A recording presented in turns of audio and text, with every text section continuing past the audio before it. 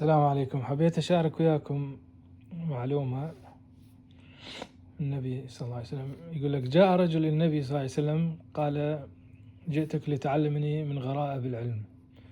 قال: ما يعني رسول الله صلى الله عليه وسلم قال: ما صنعت في رأس العلم؟ قال: وما رأس العلم؟ الرجل قال: هل عرفت الرب عز وجل؟ قال: نعم. قال: فماذا فعلت في حقه؟ قال: ما شاء الله. قال: وهل عرفت الموت؟ قال: نعم. قال: فماذا أعددت له؟ قال: ما شاء الله. قال: اذهب فاحكم بها هناك، ثم تعال حتى أعلمك من غرائب العلم.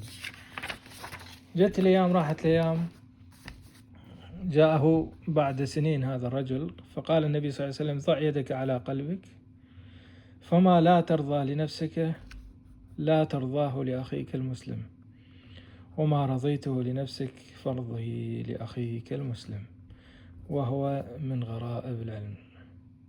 يعني الصراحة جميلة جدا، يعني هاي العبارة لامستني. تحياتي والسلام عليكم.